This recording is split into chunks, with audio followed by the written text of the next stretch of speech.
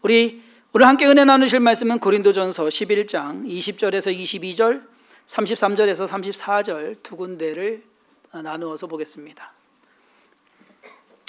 고린도전서 11장 20절에서 22절 제가 먼저 읽습니다. 그런즉 너희가 함께 모여서 주의 만찬을 먹을 수 없으니 이는 먹을 때에 각각 자기의 만찬을 먼저 갖다 먹음으로 어떤 사람은 시장하고 어떤 사람은 취함이라. 너희가 먹고 마실 집이 없느냐? 너희가 하나님의 교회를 업신여기고 빈궁한 자들을 부끄럽게 하느냐? 내가 너희에게 무슨 말을 하랴? 너희를 칭찬하랴? 이것으로 칭찬하지 않노라. 33절 그런즉 내 형제들아 먹으러 모일 때에 서로 기다리라. 만일 누구든지 시장하거든 집에서 먹을지니 이는 너희의 모임이 판단받는 모임이 되지 않게 하려 함이라. 그 밖의 일들은 내가 언제든지 갈 때에 바로 잡으리라. 아멘. 저희 교회는 1년에 2차례 성만찬을 합니다. 고난주간이 시작되는 종려주일하고 그리고 11월 첫 주에 성만찬을 해왔습니다. 사실 성만찬을 하는 시기나 횟수는 뭐 딱히 정해진 것은 아닙니다. 교단별로 좀 다르고요, 또 교회별로 좀 다르고요. 미국 하나님의 성회, Assemblies of God은 우리 한국에서는 이제 순복음으로 통하는데 미국 하나님의 성회는 매달 첫째 주에 성만찬을 하게 되어 있습니다. 한국 뭐 순복음은 그렇지 않잖아요. 그렇게 하는 데도 있고 그런데 성당 같은 경우에는 이제 천주교 같은 경우에는 매 미사 드릴 때마다 하는 걸로 제가 안 가봐서 모르는데 하여튼 뭐 이렇게 귀동냥으로 들은 걸로는 그렇습니다. 중요한 것은 뭐 몇 번을 하느냐 뭐 언제 하느냐가 아니라 성만찬을 행하는 성도들의 마음가짐과 태도가 아닌가, 그것이 더 중요한 것이 아닐까. 성만찬을 한다고 해서 뭐 우리가 뭐 떡 먹고 그리고 뭐 포도주 마신다고 해가지고서 내 죄가 깨끗해지는 것은 아닙니다. 그리고 뭐 더 정결한 사람이 되는 것도 아닙니다. 성만찬을 행함으로써 예수님의 희생과 헌신을 되새기며 그리고 나 자신을 돌아보는 시간, 내가 지금 잘 살고 있나? 내 믿음은 괜찮은가? 뭔가를 좀 중간 점검하는 그러한 의미가 더 크지 않을까라는 생각입니다. 저는 오늘 본문 말씀에서 사도 바울이 고린도 교회 성도들에 대해서 혼내고 있거든요. 질타를 하고 있습니다. 왜 그런가라고 하는 이유를 말씀드림으로써 신앙생활에 있어서 무엇이 중요한 것인지 그것을 알 필요가 있고 행할 의무가 있다라는 것을 말씀드리고자 합니다. 먼저 사도 바울이 언급하고 있는 고린도 교회의 문제점, 그는 오늘 본문 앞부분 사실상은 17절부터 한 단락으로 34절까지 한 단락으로 보면 되는데, 성만찬 이 주제 아래에서 뭔가 너희들은 이거 잘못하고 있다라고 하는 것을 지적하고 있습니다. 사도 바울이 지적하고 있는 문제점 하나는 뭐냐 하면요, 파당으로 인한 분쟁이 교회에 있다. 고린도전서 11장 18절에 보면 먼저 너희가 교회에 모일 때에 너희 중에 분쟁이 있다함을 듣고 그러면 내가 안 믿었노라 이렇게 얘기해야 되잖아요. 너희 중에 분쟁이 있다함을 듣고 어느 정도 믿거니와, 그러니까 그럴만하다는 얘기예요. 그 교회가 내가 생각할 때 분쟁이 있어? 그 사람들 그럴만해 라고 하는 고린도 교회 성도들은 끼리끼리 모이는 것이 좀 많았나 봅니다. 자기들끼리, 좋은 사람들끼리, 뭔가 맞는 사람들끼리 끼리끼리 모여서 그러다 보니까 자연히 파가 생기는 거예요. 그래서 내 부류, 내 그룹에 있는 사람들은 좋은 거고 그렇지 않은 사람들은 싫은 거고, 이러한 것들이 교회 안에서 존재했다라는 겁니다. 사도 바울은 너희가 그러면서 어떻게 성만찬을 떼느냐, 성만찬 하는 것이 옳지 않다, 아주 하지 말라는 식으로 이야기를 합니다. 그 파당을 지은 사람들이 교회에 와가지고서 자기들끼리 이제 먼저 먹는 거예요. 초대교회도 음식을 이제 먹고 하는 일들을, 왜냐하면은 그 사회에서 약간은 소외된 그러한 사람들이 사실상 믿는 사람들이었거든요. 유대인 사회에서 소외된.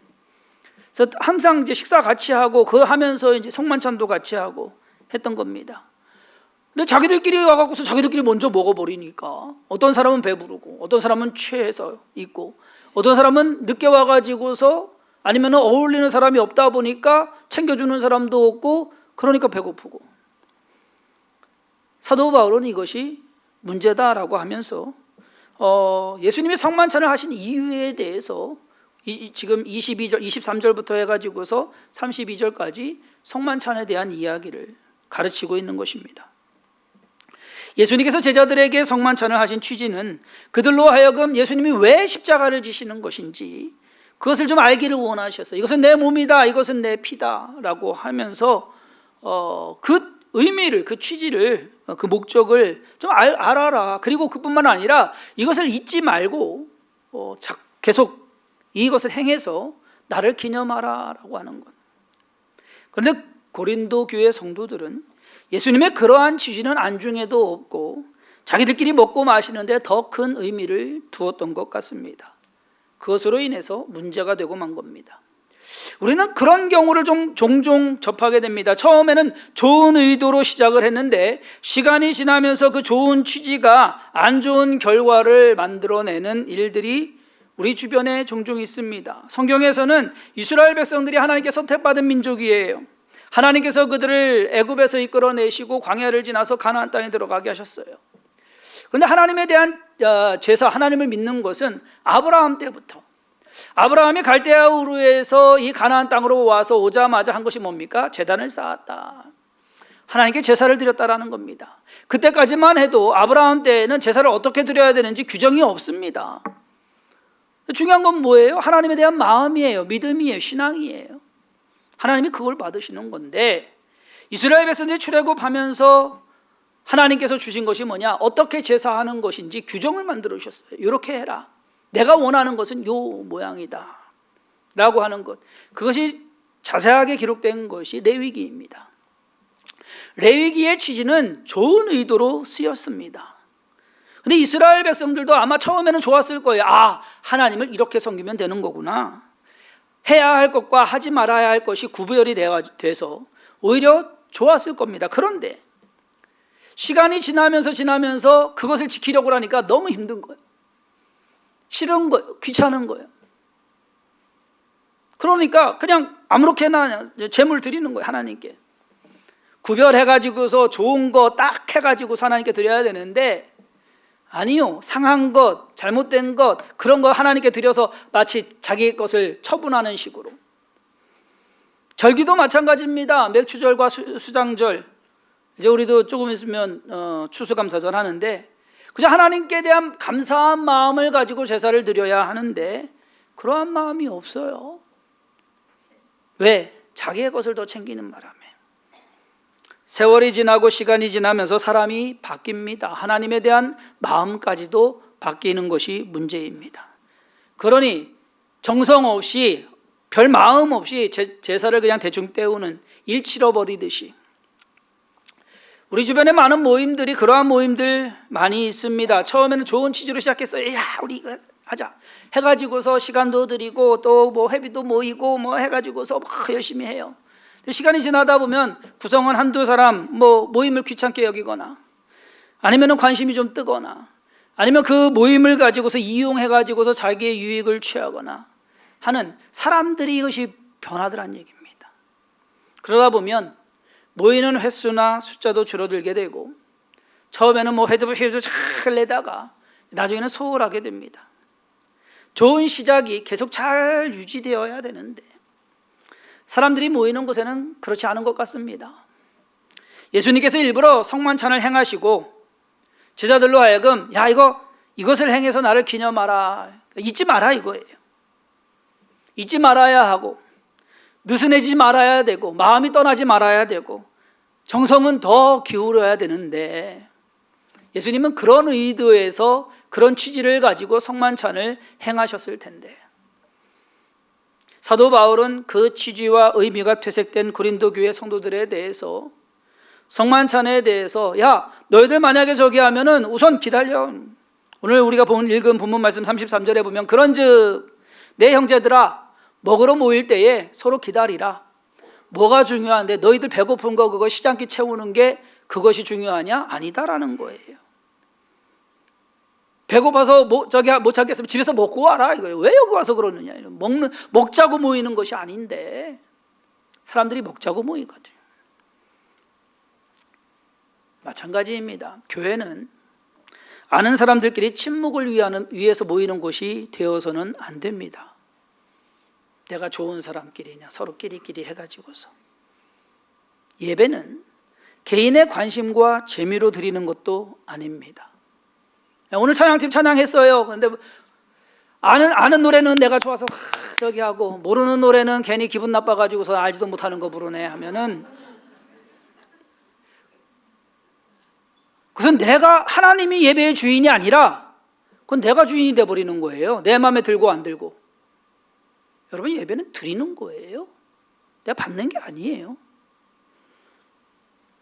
우리는 어떻게 신앙생활을 해야 하며 어떠한 태도나 마음가짐을 가지고 그리고 정성으로 예배를 드려야 하는지 여러분 모르십니까? 알잖아요. 다 아시잖아요. 모르는 거 아니잖아요. 그렇다면 신앙생활에 소홀해서도 안 되고 예배를 대충 드려서도 안 됩니다. 제사 그냥 대충 때우듯이 드렸던 이스라엘 백성들, 그 이스라엘 백성들과 우리의 모습이 뭐가 다르겠습니까? 한국교회의 부흥에 있어서 처음 취지는 좋았지만 나중 결과가 좋지 않은 것, 제가 오늘 성만찬 설교를 준비하면서 두 가지만 꼽아봤습니다. 하나는 임직, 또 하나는 성전 건축. 아시다시피 구한 말에 우리 한반도에 조선 말기에 복음이 들어왔어요. 위대한 목사님들 참 많습니다. 우리가 흉내도 못 낼 그러한 목사님들, 주기철 목사님 같이 대단한 목사님들 계셨습니다. 역사가 그리고 상황이 그 시대가 그러한 인물들을 만들어낸 것도 없지 않아 있습니다. 하지만 그렇다고 해서 그 목사님들이 한국교회 부흥에 100% 18을 차지하느냐? 제가 볼 때는 한 4, 5할 정도 많이 들여서 한 4, 5할 정도 되지 않을까? 오히려 많은 여성 성도들이 이 마을 저 마을 다니면서 복음을 전했습니다.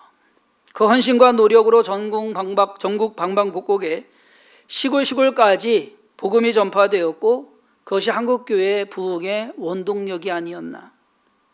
그러한 분들 직분 없습니다. 그때 뭐라고 불렸는지 아세요? 전도부인. 참 촌스럽죠. 예?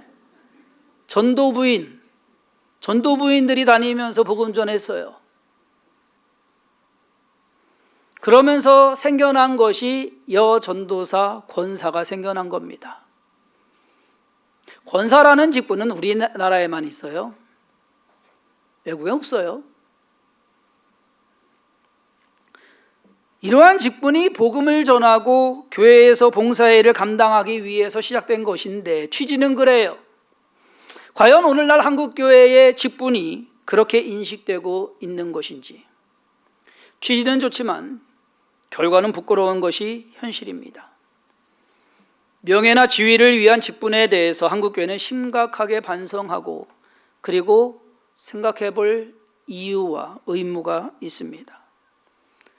처음 취지는 좋았지만 결과가 좋지 않은 한국교회의 모습 두 번째는 뭐냐? 성전 건축입니다. 성전 건축이 잘못됐다는 거 아니에요. 건축해야죠. 당연히 성전이 있어야죠. 성전이 있어야죠. 한때 80년대인가요? 80년대, 90년대 한국교회 확 부흥할 때 말하자면 전도사가 신랑감으로 1, 2위를 다툴 때 그런 때가 있었대요. 전도사 목사가 신랑감 배우자로 1, 2위를 다투는 적이 있었어요. 지금 꼴찌 중에 꼴찌요. 그런 때 서울에서 밤에 보면은 야경 중에 빨간색이 제일 많았어요. 십자가 켜진 거. 그때 정말 천막 치고 개척하신 목사님들, 훌륭하신 목사님들 참 많습니다. 그 목사님들의 하나 같은 꿈이 뭐냐, 목표가 뭐냐, 성전 건축하는 거.